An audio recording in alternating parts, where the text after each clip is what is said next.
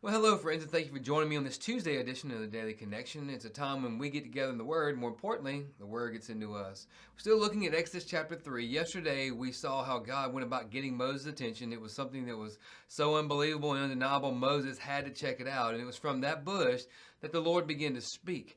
But in typical male fashion, Moses has his selective hearing on, and as God continues to speak about the mission that he has for Moses, Moses is only hearing bits and pieces, and we're like that sometimes too. So let's get into the text. Exodus chapter 3, starting in verse 7. Then the Lord said, I have observed the misery of my people in Egypt, and I have heard them crying out because of their oppressors. I know about their sufferings, and I have come down to rescue them from the power of the Egyptians, and to bring them from that land to a good and spacious land, a land flowing with milk and honey, the territory of the Canaanites, the Hittites, the Amorites, the Perizzites, the Hivites, and Jebusites.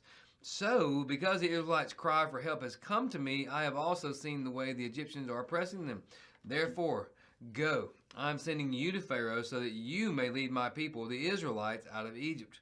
But Moses asked God, who am I that I should go to Pharaoh and that I should bring the Israelites out of Egypt? So here we see God giving the details about, first of all, what's going on. And it's interesting because if we go back to the end of chapter 2, I think it starts in verse 23. It says, after a long time, the king of Egypt died. After a long time means after Moses left. The king of Egypt died, and the Israelites were groaning because of their labor. They cried out in their cry for help because the difficult labor ascended to God. God heard their groaning. He remembered his covenant.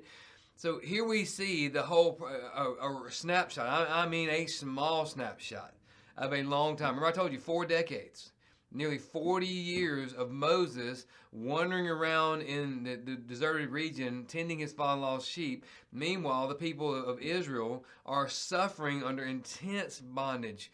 The expectations of their work is unrealistic. The conditions they live in, unrealistic. Everything about it is just oppressive and suppressing. And eventually they're crying out to God. God's hearing their cry. Now, it says he remembered his covenant. That doesn't mean God ever forgot his covenant. Because if we go back to Genesis, we see God telling Abraham, those who come through your lineage, they're going to be in bondage in Egypt for 400 years. So there was going to be a bondage already declared by God. It would happen, and it's happening. Well, now we see God declaring that, hey, I have observed the misery of my people. Now, what I want you to focus in on in verses 7 through 10 is how we see God continually speaking that first person singular, I. So starting in verse 7, I have observed the misery of my people. I have heard them crying out because they're oppressors. I know about their sufferings, and I have come down to rescue them. All through there, God is the focus. I have observed, I have heard, I have heard the cry. I know about their sufferings. Now, one thing that's fascinating about that is it's not just know in terms of intellectual knowledge. It's know in terms of experiential knowledge. It was typically a word used to describe the knowledge that a husband and wife had of one another in the intimacy of their marriage. So God is saying, hey, this is personal to me, Moses. I'm very much involved, even though my people may feel like I am distant and not in any way attached to the situation. I am very much involved. But the key word is I. Always I will do this. I have come down to rescue them, verse 8. Keeps on going in verse 9. I have seen the way the Egyptians are oppressing them. Therefore, I am sending you. So all through here, the focus is on what God has done and what God will do. But Moses isn't listening. All Moses heard him say was, I'm sending you to Pharaoh. And that's all he heard. He didn't really pause to give thought to everything God said previous to that he was aware of the oppression, that he was very much experiencing the same oppression, that the empathy of that oppression, that he was hearing their groanings, that he was very much personally involved in the whole situation. All he heard was, I'm sending you to Pharaoh to get my people out. And it's because of that, Moses says, who am I that I should go to Pharaoh and that I should bring the Israelites out of Egypt? So his first response is, who am I? Now, if you know the text, his next response is going to be, and who are you? But the very first response should have been, here am I, send me. He already said, here I am, earlier when the voice cried out from the bush, when God called out from the bush, here I am. What he should have said in verse 11 is, here I am your servant. May it be to me, kind of like in a Mary format, may it be to me as you have said.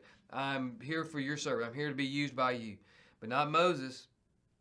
Moses is probably thinking back 40 plus years to that time when he tried to personally intervene on his own, under his own power.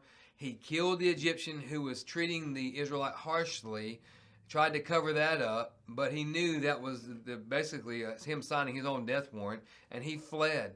He's got to be thinking back to his inadequacy and his ineptness and trying to deal with it. He didn't hear God say from verse 7 on, I.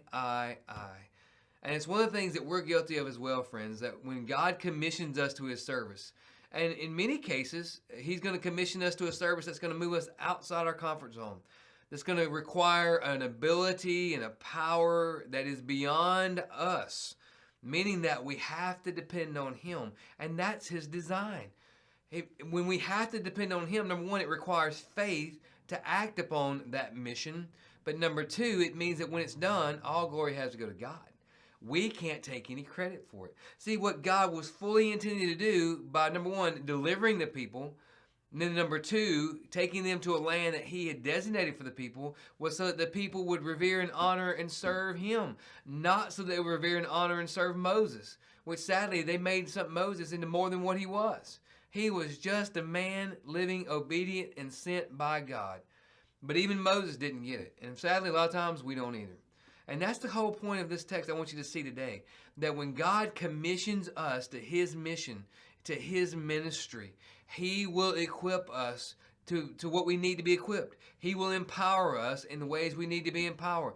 He will bring the reassurance of his presence to make certain that we will accomplish his intended purpose so that ultimately his plan is fulfilled and his glory is given to him and to him alone. So today you may be struggling. You may be struggling with a certain relationship that God has commissioned you to involve yourself in order to bring about some resolve of an issue. You may be struggling with an individual that God is calling you to share the gospel with. You may be struggling with there's all kind of things that you sense God's calling you to, and yet you're hesitant because your response is, Lord, who am I? Well, number one, you're a child of God. Number two, you're indwelt by the Holy Spirit of God. Number three, you've been commissioned by the all-powerful, all-knowing, ever-present God of the universe to carry out his will. He will not allow his plans to be thwarted. Therefore, we should find comfort in that. We should find assurance in that. And then we should respond in obedience, which is what Moses should have done. And it's what we should do. Well, read back through those words. Read back through the background in chapter 1 of what's going on.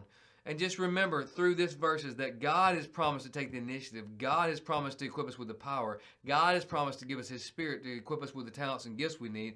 Our response is simply to be obedient and submissive and to live sent.